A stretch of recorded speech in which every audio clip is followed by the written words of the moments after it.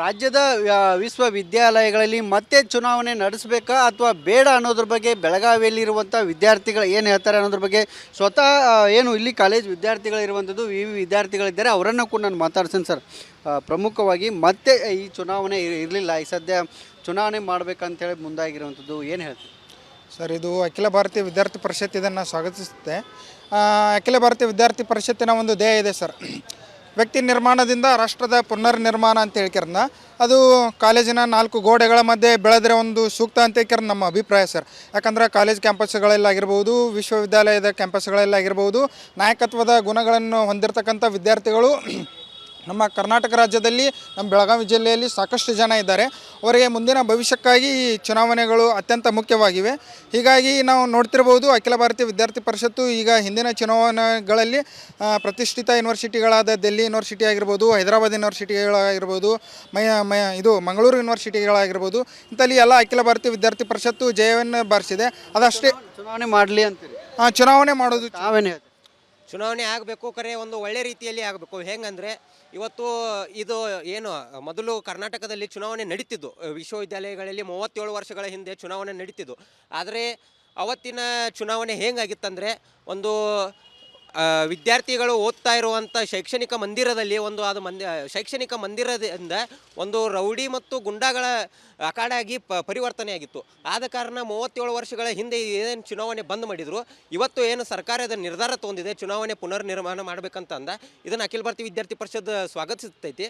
ಮತ್ತು ಇವತ್ತು ಚುನಾವಣೆ ನಡೆದರೆ 2006ರಲ್ಲಿ ಮೇ 2006ರಲ್ಲಿ ಒಂದು ಸುಪ್ರೀಂ ಕೋರ್ಟ್ದಿಂದ ಲಿಂಗ್ದೋ ಆ್ಯಕ್ಟ್ ಏನು ಬಂದಿತ್ತಲ್ಲ, ಚುನಾವಣೆ ಯಾವ ರೀತಿ ನಡಿಬೇಕಂತಂದ, ಆ ಆ್ಯಕ್ಟ್ ಪ್ರಕಾರ ಚುನಾವಣೆ ನಡೆದರೆ ಅಖಿಲ ಭಾರತೀಯ ವಿದ್ಯಾರ್ಥಿ ಪರಿಷತ್ ಖಂಡಿತವಾಗಿ ಸ್ವಾಗತಿಸುತ್ತದೆ. ಸರ್, ಈಗ ಚುನಾವಣೆ ಅಂದರೆ ನೀವು ನಾಯಕತ್ವ ಬೆಳವಣಿಗೆ ಹಂಗೆಲ್ಲ ಮಾತಾಡ್ತಿದ್ದೀರಿ. ಈ ಸದ್ಯದ ಚುನಾವಣೆಗಳ ನೀವು ನೋಡ್ತೀರಿ ಯಾವ ರೀತಿ ಆಗತ್ತೆ ಅಂತೇಳಿ, ಅದು ಸಾಧ್ಯ ಇದೆಯಾ ಈ ಕಾಲೇಜಿನಲ್ಲಿ? ಸಾಧ್ಯವಿದೆ ಸರ್. ನಾವೀಗ ಮತ್ತೆ ನಿಮಗೆ ರಿಮೈಂಡ್ ಮಾಡೋದಂದರೆ, ಈಗ ಒಡಿಸ್ಸಾ ಒಳಗೆ NSU ಒಬ್ಬ ವಿದ್ಯಾರ್ಥಿನಿಯೇ ಒಬ್ಬ ವಿದ್ಯಾರ್ಥಿಯನ್ನು ಆಕೆಗೆ ಟ್ಯಾಬ್ಲೆಟ್ ಕೊಟ್ಟು ಅತ್ಯಾಚಾರ ಎಸಗಿರ್ತಾನೆ. ಅದೇ ರೀತಿ ಇಲ್ಲೂ ಆಗ್ತಿದೆ. ಆ ಕಾರಣದಿಂದ ಲಿಂಗ್ದೋ ಆ್ಯಕ್ಟ್ ಪ್ರಕಾರ ಯಾವ ರೀತಿ ಶಿಫಾರಸಿದೆ ಆ ಪ್ರಕಾರ ನಡೆದ್ರೆ ಇದು ಆಗಲ್ಲ. ಹಣದಿಂದ ಭ್ರಷ್ಟಾಚಾರದಿಂದ ವ್ಯಕ್ತಿಗಳನ್ನು ಹೆಂಗೆ ಇವರು ಮತದಾನವನ್ನು ಖರೀದಿಸ್ತಾರೆ, ಆ ರೀತಿ ಇಲ್ಲೂ ಕೂಡ ಆಗಬಾರ್ದು. 5,000ಕ್ಕಿಂತ ಮಿತಿಯಾಗಿ ಹಣವನ್ನು ಖರ್ಚಾಗಬಾರ್ದು ಅಂತ ಈ ಮೂಲಕ ಹೇಳ್ತೀನಿ. ಅಂದರೆ ಇಲ್ಲೂ ಹಣ ಬಳಕೆ ಅಥವಾ ಈ ಕಾಸ್ಟಿಸಮು, ಜಾತಿ ಅದು ಮತ್ತು ಅದು ಇಲ್ಲಿ ಮುನ್ನೆಲೆಗೆ ಬರ್ಬೋದಾ? ವಿದ್ಯಾರ್ಥಿಗಳ ನಡುವೆ ವೈಮನಸ್ಸು ಆಗ್ಬೋದಲ್ಲ ಅನ್ನುವಂಥದ್ದು. ನಾವು ಚುನಾವಣೆಯನ್ನು ಸ್ವಾಗತಿಸ್ತಾ ಇದ್ದೀವಿ, ಯಾವುದೇ ಪಕ್ಷ ಇದನ್ನು ಸ್ವಾಗತಿಸ್ತಾ ಇಲ್ಲ. ಇಲ್ಲಿ ಕಾಲೇಜ್ ಕ್ಯಾಂಪಸ್ನಲ್ಲಿ ಯಾವುದೇ ಪಕ್ಷವು ಇದರಲ್ಲಿ ಭಾಗವಹಿಸಬಾರ್ದಂತ ನಮ್ದು ಆಗ್ರಹ. ಪಕ್ಷ ಬರೋದಿಲ್ಲ, ಒಂದು ವೇಳೆ ನೀವು ಚುನಾವಣೆ ನಿಂತ್ರಿ, ನಿಮ್ಮ ಜಾತಿಗೆ ಸೀಮಿತ ಆಗಿ ನಾ ಇಷ್ಟು ಪ್ರಬಲ ಜಾತಿ ಇದ್ದೇನೆ, ಈ ರೀತಿಯೂ ಆಗ್ಬೋದಲ್ಲ ಅನ್ನೋದು. ಈ ರೀತಿ ಇಲ್ಲಿ ನಡೀತಾ ಇಲ್ಲ. ಈಗ ಮುಖ್ಯವಾಗಿ ಪಕ್ಷವನ್ನು ನೋಡಿ ಮತದಾರ ಆಗ್ತಾ ಇದ್ದಾರೆ. ನಮ್ಮ ಜಾತಿ ಜನ ಇದನ್ನು ನೋಡಿ ಮತವನ್ನು ಚಲಾಯಿಸ್ತಾ ಇಲ್ಲ. ನಾವು ಪಕ್ಷವನ್ನು ನೋಡ್ತಾ ಇದ್ದಾರೆ. ಪಕ್ಷದೊಳಗೆ ಮತ್ತು ಜಾತಿಗಳು ಅವರು ಅಲ್ಲೇ ತಮ್ಮ ವಿದ್ಯಾರ್ಥಿ ಸಂಘಟನೆಯಲ್ಲಿ ಇದು ಯಾವುದು ಬರಲ್ಲ. ಸರ್, ತಾವೇನು ಹೇಳಿ? ನಾನು ಈ ಒಂದು ಮಾನ್ಯ ಮುಖ್ಯಮಂತ್ರಿಗಳು ಏನು ಹೇಳಿದಾರಲ್ಲ, ಈ ಕಾಲೇಜು ಮತ್ತು ಯೂನಿವರ್ಸಿಟಿಗಳಲ್ಲಿ ಒಂದು ಇಲೆಕ್ಷನ್ ಆಗಬೇಕು ಅಂತ ಏನು ಹೇಳಿದಾರೆ ಅದನ್ನು ಸ್ವಾಗತಿಸ್ತೀವಿ. ಯಾಕಂತಂದರೆ ನಾಯಕ ಗುಣವನ್ನು ಒಂದು ವಿದ್ಯಾರ್ಥಿ ಜೀವನದಲ್ಲಿ ಬರ್ತಂದರೆ ಮುಂದೆ ನಾಯಕರಾದಂಥವರು ಅವರು ಏನು ಅನುಸರಿಸ್ತಲ್ಲ ಅವನ್ನು ಅನುಸರಿಸ್ಬೋದು. ಅದೇ ರೀತಿಯಾಗಿ ಮಾನದಂಡ ಈಗ ಕಾಲೇಜ್ ಯೂನಿವರ್ಸಿಟಿಗಳಲ್ಲಿ ಯಾವುದೇ ರೀತಿ ಅಂತ ಚುನಾವಣೆ ಆಗೋದ್ರಿಂದ ನಾಯಕತ್ವ ಬೆಳವಣಿಗೆ ಸಹಕಾರಿ ಆಗುತ್ತೆ. ಸಹಕಾರಿ ಆಗೇ ಆಗುತ್ತೆ. ಯಾಕಂತಂದ್ರೆ ಒಂದು ಯೂನಿವರ್ಸಿಟಿಗಳಲ್ಲಿ ಮತ್ತು ಕಾಲೇಜು ವಿದ್ಯಾರ್ಥಿಗಳಲ್ಲಿ ಒಂದು ಮಾನದಂಡಗಳನ್ನು ಸೃಷ್ಟಿ ಮಾಡಿ ಆ ಮಾನದಂಡಗಳ ಪ್ರಕಾರ ಇಲೆಕ್ಷನ್ ಆದರೆ ಒಂದು ರೀತಿಯಾದಂಥ ನಾಯಕ ತಗೊಂಡು ಸರ್, ಇದು ಒಳ್ಳೆಯ ವಿಚಾರ. ಯಾಕಂದ್ರೆ ಒಂದೊಂದು ವಿದ್ಯಾರ್ಥಿಗಳಿಗೆ ಅಲ್ಲಿ ಪ್ರಾಬ್ಲಮ್ಸ್ ಇರ್ತಾವೆ ರೀ, ಅವ್ರಿಗೆ ಹೇಳ್ಕೋಕ್ಕಾಗೋದಿಲ್ಲ. ಅಲ್ಲಿ ಒಳ್ಳೆಯ ಒಬ್ಬ ನಾಯಕ ಇದ್ರೆ ಅವ್ರಿಗೆ ಏನೋ ಪ್ರಾಬ್ಲಮ್ಸ್ ಆದರೂ ಹೇಳ್ಕೊಳಕಿರ್ತದೆ. ಆದರೆ ಈ ಚುನಾವಣೆ ಹೆಂಗೆ ನಡಿಬೇಕಂದ್ರೆ ಅಲ್ಲಿ ಒಬ್ಬರನ್ನ ಆಯುಕ್ತಕರನ್ನ ಜೋಡಿಸಿ ಇದು ಈ ಥರ ಆಗಬೇಕು, ಈ ಥರ ಮಾಡಬೇಕು, ಇಷ್ಟು 5,000 ಅಂತ ಹೇಳಿದಾರಲ್ಲ, ಇಟ್ರಾಗ ನಡೆಯತ್ತಿದ್ದಿಲ್ಲ ಅಂತೇಳಿ ಒಬ್ಬರು ಇನ್ಚಾರ್ಜ್ ತೊಗೊಂಡು ಒಳ್ಳೆ ರೀತಿಯಿಂದ ಚುನಾವಣೆ ಮಾಡೋದು ಒಳ್ಳೇದಂತ ನನ್ನ ಭಾವನೆ. ಒಂದಿಷ್ಟು ನಿಯಮಗಳನ್ನು ಪಾಠಗಳನ್ನ ಹಾಕೊಂಡು ಮಾಡಲಿ. ಹಾಂ ರೀ ಸರ್, ಅದಕ್ಕಾಗಿ ಒಬ್ಬರನ್ನ ನೇಮಿಸಿ ಅವರು ಎಲ್ಲ ಸರಿ ಮಾಡ್ತಾ ಇದ್ದಾರೋ ಇಲ್ಲೋ ಅಂತ ಅದನ್ನು ನೋಡ್ಕೊಂಡು ಸರಿಯಾಗಿ ಮಾಡುವುದು ಒಳ್ಳೆಯದಂತ ನನ್ನ ಆಶ್ವಾಸ. ಇದಿಷ್ಟು ಇಲ್ಲಿರುವಂಥ ಅಂದರೆ ಬೆಳಗಾವಿಯಲ್ಲಿರುವಂಥ ವಿದ್ಯಾರ್ಥಿಯ ಸಂಘಟನೆ ಮುಖ್ಯಸ್ಥರು ಜೊತೆಗೆ ABP ಕಾರ್ಯಕರ್ತರು ಹೇಳ್ತಿರೋದು, ಒಂದು ಕಟ್ಟುಪಾಡುಗಳನ್ನು ಹಾಕ್ಕೊಂಡು ಇಲ್ಲಿ ಏನು ಚುನಾವಣೆಯನ್ನು ಮಾಡಬೇಕು, ಹಂಗಿದ್ರೆ ನಾವು ಸ್ವಾಗತವನ್ನು ಮಾಡ್ತೀವಿ. ಯಾಕೆಂದರೆ ಮುಂದಿನ ನಾಯಕತ್ವದ ಗುರಿ ಇರಬೇಕು, ಜೊತೆ ನಾಯಕತ್ವ ಬೆಳವಣಿಗೆ ಸಹಕಾರಿ ಆಗುತ್ತೆ. ಹಾಗಾಗಿ ಚುನಾವಣೆಯನ್ನು ನಾವು ಸ್ವಾಗತವನ್ನು ಮಾಡ್ತೀವಿ. ಅದು ನಿಯಮಾವಳಿಗಳ ಪ್ರಕಾರ ಆಗ್ಬೋದು ಅಥವಾ ಕಟ್ಟುಪಾಡುಗಳನ್ನು ಹಾಕ್ಕೊಂಡು ಚುನಾವಣೆ ಮಾಡಲಿ ಅನ್ನೋದನ್ನು ಕೂಡ ಇಲ್ಲಿ ಹೇಳ್ತಿರುವಂಥದ್ದು. ಕ್ಯಾಮ್ರಾ ಪರ್ಸನ್ ಮಹಾಂತೇಶ್ ಜೊತೆ ಬಯಲಾರಿ ಪಡಾದ್, ರಿಪಬ್ಲಿಕ್ ಕನ್ನಡ, ಬೆಳಗಾವಿ. ರಾಜ್ಯದ ವಿಶ್ವವಿದ್ಯಾಲಯಗಳಲ್ಲಿ ಮತ್ತೆ ಚುನಾವಣೆ ನಡೆಸಬೇಕಾ ಅಥವಾ ಬೇಡ ಅನ್ನೋದ್ರ ಬಗ್ಗೆ ಬೆಳಗಾವಿಯಲ್ಲಿರುವಂಥ ವಿದ್ಯಾರ್ಥಿಗಳು ಏನು ಹೇಳ್ತಾರೆ ಅನ್ನೋದ್ರ ಬಗ್ಗೆ ಸ್ವತಃ ಏನು ಇಲ್ಲಿ ಕಾಲೇಜ್ ವಿದ್ಯಾರ್ಥಿಗಳಿರುವಂಥದ್ದು ವಿದ್ಯಾರ್ಥಿಗಳಿದ್ದಾರೆ ಅವರನ್ನು ಕೂಡ ನಾನು ಮಾತಾಡ್ತೀನಿ ಸರ್. ಪ್ರಮುಖವಾಗಿ ಮತ್ತೆ ಈ ಚುನಾವಣೆ ಇರಲಿಲ್ಲ, ಈ ಸದ್ಯ ಚುನಾವಣೆ ಮಾಡಬೇಕಂತೇಳಿ ಮುಂದಾಗಿರುವಂಥದ್ದು ಏನು ಹೇಳ್ತೀವಿ ಸರ್? ಇದು ಅಖಿಲ ಭಾರತೀಯ ವಿದ್ಯಾರ್ಥಿ ಪರಿಷತ್ ಇದನ್ನು ಸ್ವಾಗತಿಸುತ್ತೆ. ಅಖಿಲ ಭಾರತೀಯ ವಿದ್ಯಾರ್ಥಿ ಪರಿಷತ್ತಿನ ಒಂದು ಧ್ಯೇಯ ಇದೆ ಸರ್, ವ್ಯಕ್ತಿ ನಿರ್ಮಾಣದಿಂದ ರಾಷ್ಟ್ರದ ಪುನರ್ನಿರ್ಮಾಣ ಅಂತ ಹೇಳ್ಕಿರನ್ನ ಅದು ಕಾಲೇಜಿನ 4 ಗೋಡೆಗಳ ಮಧ್ಯೆ ಬೆಳೆದ್ರೆ ಒಂದು ಸೂಕ್ತ ಅಂತ ಹೇಳ್ಕಿರ ನಮ್ಮ ಅಭಿಪ್ರಾಯ ಸರ್. ಯಾಕಂದ್ರೆ ಕಾಲೇಜ್ ಕ್ಯಾಂಪಸ್ಗಳಲ್ಲಾಗಿರ್ಬೋದು, ವಿಶ್ವವಿದ್ಯಾಲಯದ ಕ್ಯಾಂಪಸ್ಗಳಲ್ಲಾಗಿರ್ಬೋದು, ನಾಯಕತ್ವದ ಗುಣಗಳನ್ನು ಹೊಂದಿರತಕ್ಕಂಥ ವಿದ್ಯಾರ್ಥಿಗಳು ನಮ್ಮ ಕರ್ನಾಟಕ ರಾಜ್ಯದಲ್ಲಿ, ನಮ್ಮ ಬೆಳಗಾವಿ ಜಿಲ್ಲೆಯಲ್ಲಿ ಸಾಕಷ್ಟು ಜನ ಇದ್ದಾರೆ. ಅವರಿಗೆ ಮುಂದಿನ ಭವಿಷ್ಯಕ್ಕಾಗಿ ಈ ಚುನಾವಣೆಗಳು ಅತ್ಯಂತ ಮುಖ್ಯವಾಗಿವೆ. ಹೀಗಾಗಿ ನಾವು ನೋಡ್ತಿರ್ಬೋದು, ಅಖಿಲ ಭಾರತೀಯ ವಿದ್ಯಾರ್ಥಿ ಪರಿಷತ್ತು ಈಗ ಹಿಂದಿನ ಚುನಾವಣೆಗಳಲ್ಲಿ ಪ್ರತಿಷ್ಠಿತ ಯೂನಿವರ್ಸಿಟಿಗಳಾದ ದಿಲ್ಲಿ ಯೂನಿವರ್ಸಿಟಿ ಆಗಿರ್ಬೋದು, ಹೈದರಾಬಾದ್ ಯೂನಿವರ್ಸಿಟಿಗಳಾಗಿರ್ಬೋದು, ಇದು ಮಂಗಳೂರು ಯೂನಿವರ್ಸಿಟಿಗಳಾಗಿರ್ಬೋದು, ಇಂಥಲ್ಲಿ ಎಲ್ಲ ಅಖಿಲ ಭಾರತೀಯ ವಿದ್ಯಾರ್ಥಿ ಪರಿಷತ್ತು ಜಯವನ್ನು ಬಾರಿಸಿದೆ. ಅದಷ್ಟೇ ಚುನಾವಣೆ ಮಾಡಲಿ ಅಂತೀರಿ? ಚುನಾವಣೆ ಮಾಡೋದು ತಾವೇನು ಹೇಳ್ತೀವಿ? ಚುನಾವಣೆ ಆಗಬೇಕು, ಕರೆ ಒಂದು ಒಳ್ಳೆ ರೀತಿಯಲ್ಲಿ ಆಗಬೇಕು. ಹೆಂಗಂದರೆ ಇವತ್ತು ಇದು ಏನು ಮೊದಲು ಕರ್ನಾಟಕದಲ್ಲಿ ಚುನಾವಣೆ ನಡೀತಿದ್ದು, ವಿಶ್ವವಿದ್ಯಾಲಯಗಳಲ್ಲಿ 37 ವರ್ಷಗಳ ಹಿಂದೆ ಚುನಾವಣೆ ನಡೀತಿದ್ದು.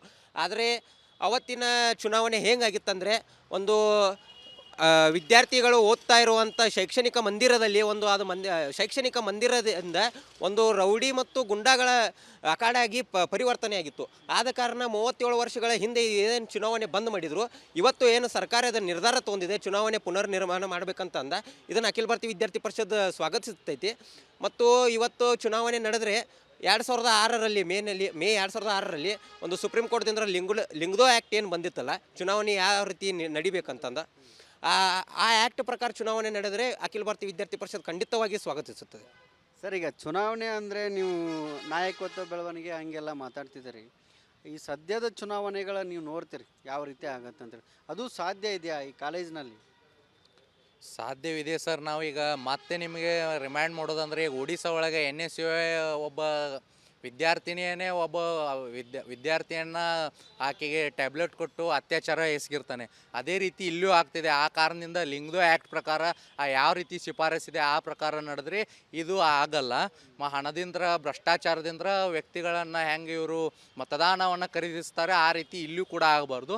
5,000ಕ್ಕಿಂತ ಮಿತಿಯಾಗಿ ಹಣವನ್ನು ಖರ್ಚಾಗಬಾರ್ದು ಅಂತ ಈ ಮೂಲಕ ಹೇಳ್ತೀನಿ. ಅಂದರೆ ಇಲ್ಲೂ ಹಣ ಬಳಕೆ ಅಥವಾ ಈ ಕಾಸ್ಟಿಸಮು, ಜಾತಿ ಅದು ಮತ್ತು ಅದು ಇಲ್ಲಿ ಮುನ್ನೆಲೆಗೆ ಬರ್ಬೋದಾ? ವಿದ್ಯಾರ್ಥಿಗಳ ನಡುವೆ ವೈಮನಸ್ಸು ಆಗ್ಬೋದಲ್ಲ ಅನ್ನುವಂಥದ್ದು. ನಾವು ಚುನಾವಣೆಯನ್ನು ಸ್ವಾಗತಿಸ್ತಾ ಇದ್ದೀವಿ, ಯಾವುದೇ ಪಕ್ಷ ಇದನ್ನು ಸ್ವಾಗತಿಸ್ತಾ ಇಲ್ಲ. ಇಲ್ಲಿ ಕಾಲೇಜ್ ಕ್ಯಾಂಪಸ್ನಲ್ಲಿ ಯಾವುದೇ ಪಕ್ಷವು ಇದರಲ್ಲಿ ಭಾಗವಹಿಸಬಾರ್ದಂತ ನಮ್ದು ಆಗ್ರಹ. ಪಕ್ಷ ಬರೋದಿಲ್ಲ, ಒಂದು ವೇಳೆ ನೀವು ಚುನಾವಣೆ ನಿಂತ್ರಿ, ನೀವು ಜಾತಿಗೆ ಸೀಮಿತ ಆಗಿ ನಾ ಇಷ್ಟು ಪ್ರಬಲ ಜಾತಿ ಇದ್ದೇನೆ ಈ ರೀತಿಯೂ ಆಗ್ಬೋದಲ್ಲ ಅನ್ನುವಂಥದ್ದು. ಈ ರೀತಿ ಇಲ್ಲಿ ನಡೀತಾ ಇಲ್ಲ. ಈಗ ಮುಖ್ಯವಾಗಿ ಪಕ್ಷವನ್ನು ನೋಡಿ ಮತದಾರ ಆಗ್ತಾ ಇದ್ದಾರೆ. ನಮ್ಮ ಜಾತಿ ಜನ ಇದನ್ನು ನೋಡಿ ಮತವನ್ನು ಚಲಾಯಿಸ್ತಾ ಇಲ್ಲ. ನಾವು ಪಕ್ಷವನ್ನು ನೋಡ್ತಾ ಇದ್ದಾರೆ. ಪಕ್ಷದೊಳಗೆ ಮತ್ತು ಜಾತಿಗಳು ಅವರು ಅಲ್ಲೇ ತಮ್ಮ ವಿದ್ಯಾರ್ಥಿ ಸಂಘಟನೆಯಲ್ಲಿ ಇದು ಯಾವುದು ಬರಲ್ಲ. ಸರ್, ತಾವೇನು ಹೇಳಿ? ನಾನು ಈ ಒಂದು ಮಾನ್ಯ ಮುಖ್ಯಮಂತ್ರಿಗಳು ಏನು ಹೇಳಿದಾರಲ್ಲ, ಈ ಕಾಲೇಜು ಮತ್ತು ಯೂನಿವರ್ಸಿಟಿಗಳಲ್ಲಿ ಒಂದು ಇಲೆಕ್ಷನ್ ಆಗಬೇಕು ಅಂತ ಏನು ಹೇಳಿದಾರೆ ಅದನ್ನು ಸ್ವಾಗತಿಸ್ತೀವಿ. ಯಾಕಂತಂದರೆ ನಾಯಕ ಗುಣವನ್ನು ಒಂದು ವಿದ್ಯಾರ್ಥಿ ಜೀವನದಲ್ಲಿ ಬರ್ತಂದರೆ ಮುಂದೆ ನಾಯಕರಾದಂಥವರು ಅವರು ಏನು ಅನುಸರಿಸ್ತಲ್ಲ ಅವನ್ನು ಅನುಸರಿಸ್ಬೋದು. ಅದೇ ರೀತಿಯಾಗಿ ಮಾನದಂಡ ಈಗ ಕಾಲೇಜು ಯೂನಿವರ್ಸಿಟಿಗಳಲ್ಲಿ ಯಾವುದೇ ರೀತಿ ಅಂತ ಚುನಾವಣೆ ಆಗೋದ್ರಿಂದ ನಾಯಕತ್ವ ಬೆಳವಣಿಗೆ ಸಹಕಾರಿ ಆಗುತ್ತೆ. ಸಹಕಾರಿ ಆಗೇ ಆಗುತ್ತೆ. ಯಾಕಂತಂದ್ರೆ ಒಂದು ಯೂನಿವರ್ಸಿಟಿಗಳಲ್ಲಿ ಮತ್ತು ಕಾಲೇಜು ವಿದ್ಯಾರ್ಥಿಗಳಲ್ಲಿ ಒಂದು ಮಾನದಂಡಗಳನ್ನು ಸೃಷ್ಟಿ ಮಾಡಿ ಆ ಮಾನದಂಡಗಳ ಪ್ರಕಾರ ಇಲೆಕ್ಷನ್ ಆದರೆ ಒಂದು ರೀತಿಯಾದಂಥ ನಾಯಕ ಗುಣವನ್ನು ತಾವೇನೆ ಸರ್, ಇದು ಒಳ್ಳೆಯ ವಿಚಾರ. ಯಾಕಂದ್ರೆ ಒಂದೊಂದು ವಿದ್ಯಾರ್ಥಿಗಳಿಗೆ ಅಲ್ಲಿ ಪ್ರಾಬ್ಲಮ್ಸ್ ಇರ್ತಾವೆ ರೀ, ಅವ್ರಿಗೆ ಹೇಳ್ಕೋಕ್ಕಾಗೋದಿಲ್ಲ. ಅಲ್ಲಿ ಒಳ್ಳೆಯ ಒಬ್ಬ ನಾಯಕ ಇದ್ರೆ ಅವ್ರಿಗೆ ಏನೋ ಪ್ರಾಬ್ಲಮ್ಸ್ ಆದರೂ ಹೇಳ್ಕೊಳಕಿರ್ತದೆ.